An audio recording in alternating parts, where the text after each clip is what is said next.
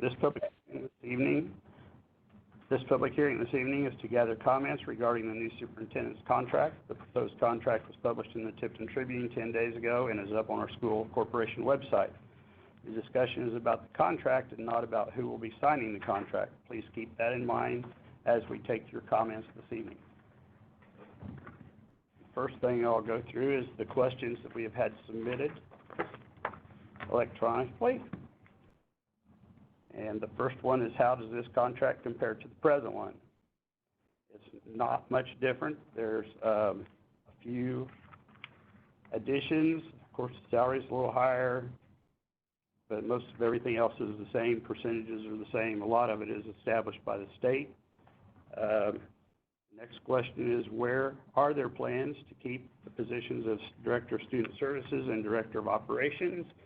And that really doesn't pertain to this contract, and we are not going to discuss that. Is there a plan in the near future to hire an assistant superintendent? Again, that is not part of this contract. How often does a superintendent attend a national conference? I believe I remember hearing that teachers were not reimbursed to attend national conferences. There's only one, that I'm aware of, only one national conference each year for the superintendents to attend. Does this superintendent's salary take into account how much or how little experience this person has? The contract is actually what he has negotiated. He has experience, but that's not really a question concerning the compensation of the superintendent either. What does the salary and benefits compare to what we are currently paying Mr. Emsweller?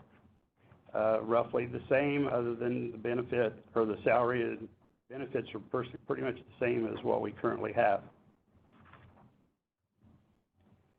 Next question is, what is our current evaluation tool that is being used for our superintendent? In Section 6, it states that the board shall establish the written evaluation instrument. I'm curious what measures the board plans to use or currently use to evaluate the superintendent. The rubric that we use for the superintendent's evaluation is the one that was produced, I guess you want to say, from the Indiana School Board Association. It was started in like 2015. There's been a few revisions, but basically that's the same instrument that we used all along. These may be answered during the meeting, so it's hard to know if this is repetitive. Compared to superintendent's contract, already answered that one. Did not find his contract online, and that is on the school corporation website. If you search for it, it will show up. Can there be provisions written into the contract that the person filling the position must live within the school district limits within a certain amount of time after starting? And the answer to that is no, you cannot make that provision in the contract. First, I want to say thank you for your leadership during these challenging times. My first question involves this evaluation process of the contract.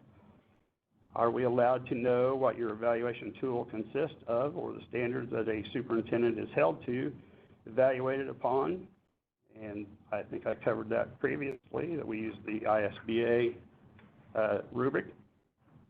Secondly, under portion 17, cancellation of the contract, it states that for any reason relevant to the board's interest, the contract can be canceled.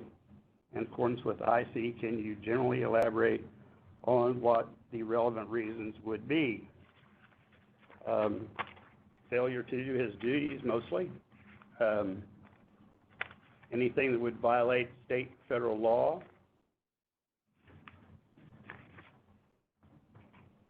Question is, what date will the school building be open for use? Your guess is as good as ours, and that's not part of our contract either.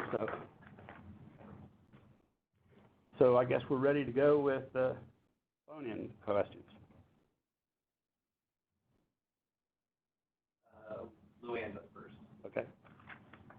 Good evening, Luann. Go ahead. I submitted those first questions you asked. Mm-hmm. So you don't have anything further? Let me take a look. Is that part new that you can cancel the contract at any time for any reason in accordance with due process?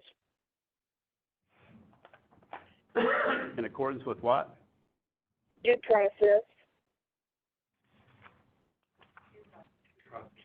Process. If the board deems that something is not done properly according to our board policy as well as state and federal law, yes. Okay. That's all I had, thanks. All right, thank you, Lynn. Next up is Kelly Lightfoot. Good evening, Kelly, go ahead.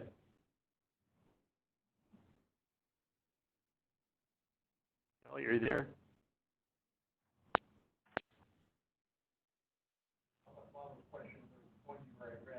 Okay. Yeah, she reviewed it. Okay. Can you hear me? Yes, I can now. Go ahead. Okay, sorry about that. I forgot I then muted myself on top of your mute. So, I guess to further ask about, I guess, should you guys decide to terminate the contract, it did reference, I think, the teacher contract and how that goes. Would you have to buy out the rest of the contract, say if after a year you guys decide it's not a good fit, do you then have to buy it out after 2 years until the end of the first part of the contract? We would have to agree. Does that make sense? Whatever term. Yes, it was not written into our contract to have a buyout clause, and so as a recommendation of the attorney, they didn't ask for it, and we didn't ask for it either. So there's nothing written into the contract, but there's nothing that would stop us from mutually agreeing to buy him out or him leaving or something like that, yes. Okay, thanks. That's all I had. Okay, thank you.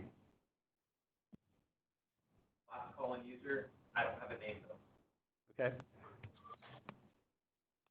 Good evening. Could you state your name, please? Hello? Did it go off the?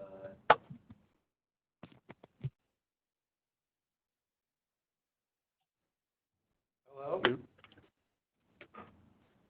Hello? You wish to make a comment?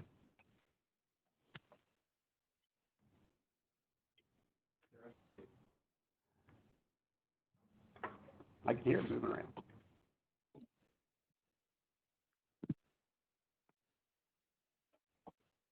Hello? Do you wish to make a comment?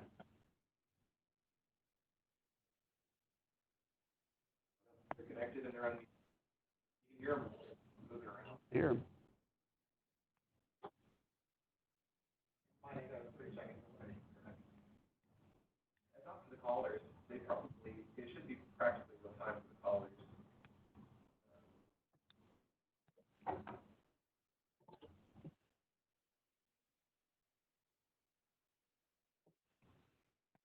Hello? There's a last caller as well. Do you wish to make a comment? Yeah, I mean, maybe just take the only caller left and please. You're our final caller. Wish to make a comment, we'd be glad to hear it.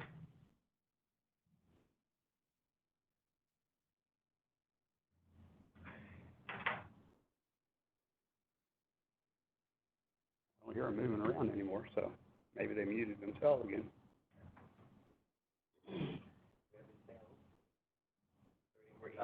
They're the only ones that came in. Okay, with no more comments. My